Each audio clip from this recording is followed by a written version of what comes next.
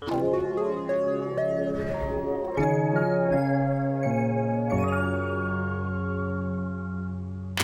folks, it's Jocelyn. Welcome back to my channel. Every December, January, when I'm doing my wrap-up videos, I try and figure out a different way of thinking about how to analyze and how to categorize my reading of that year. Partly this is because I like mixing things up, and partly it's because every year my reading changes. Obviously, this isn't always intentional. There's a lot of things that just sort of happen organically, and I only figure them out after the fact. But irrespective of that, I do enjoy taking a step back and looking at my reading for the year as a whole and seeing if I can find any sort of trends. I didn't have a particular way that I wanted to wrap up my 2020 reading, so instead I started with the question, what does my reading look like in 2020? This was a year that I lost my job to COVID, and just general pandemic things really changed my obligations and my priorities in the way that I was reading. It was the first real year, I think, since I joined BookTube that I allowed myself to pick up more things that I was interested in just because I was interested in,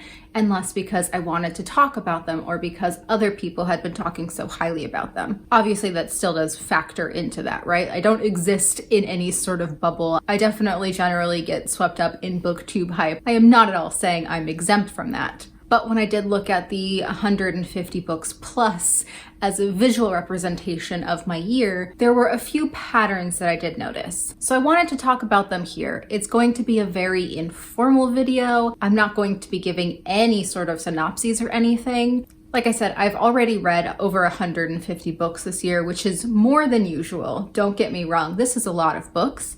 And today I'm only going to be mentioning 40 of those titles. These were ones that I feel like were easily grouped and that made sense to me. And I don't know, I guess I want this video to sort of exist as a time capsule so that I can look back and see this is what I was thinking about and this is how 2020 affected what I was reading. So these 5 different category patterns that I have found range from everything from tone to cover art. I really tried to go with as broad of a brush as I could. And so with all of that understood, let's just get right on into talking about those books.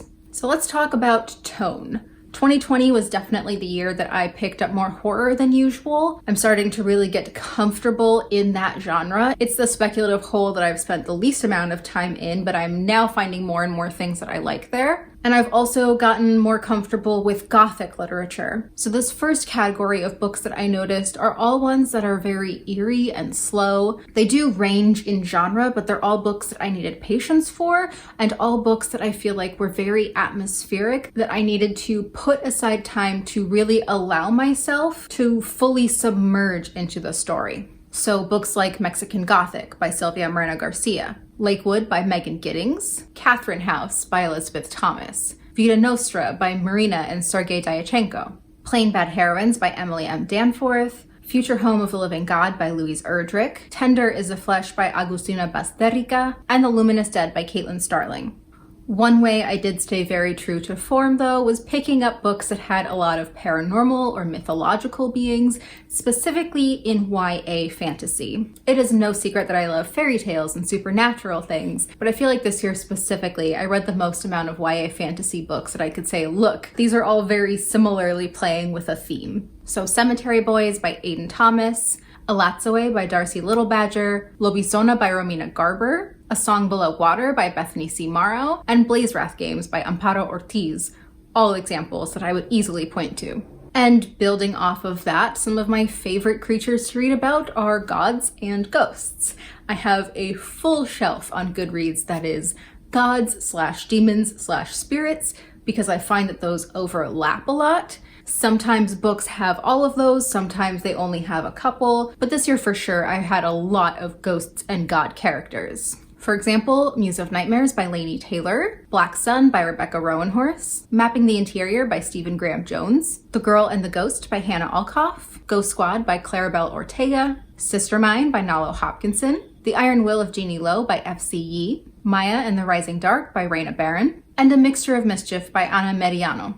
Then I stopped thinking about the actual contents of books and started to look a bit more on the surface. And I noticed there was also a pattern in titles that I read this year. So several books that I read call out to famous quotes or to other titles, or to songs or phrases. Books like You Should See Me in a Crown by Leah Johnson, By Any Means Necessary by Candace Montgomery, I Contain Multitudes by Ed Yong, Legendary Children by Tom Fitzgerald and Lorenzo Marquez, The Damned by Renee Ahdieh, The Only Good Indians by Stephen Graham Jones, and These Violent Delights by Chloe Gong. Finally, I'm an aesthetic creature, and I already knew that I really am pulled to books that feel very natural. And in 2020, so many of the covers that I read had visual representation of some sort of flora, whether that be a tree or a cactus or fruit or flowers. A ridiculous amount of books that I read had some sort of natural element right there on the cover. Sia Martinez and the Moonlit Beginning of Everything by Raquel Vasquez Gilliland, With the Fire on High by Elizabeth Acevedo, Disfigured by Amanda LeDuc,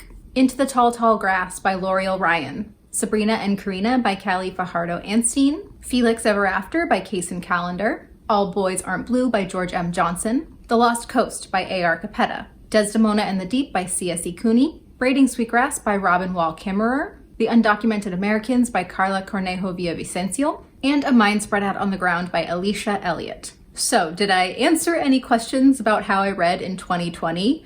Not fully, but I am interested to see how this is indicative of 2020 once I move past this year, and also what similarities and differences are going to exist in years coming forward.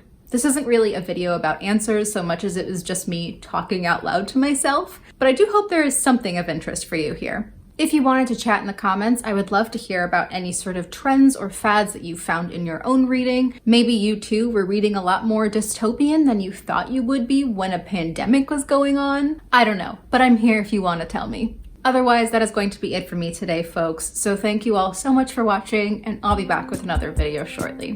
Bye.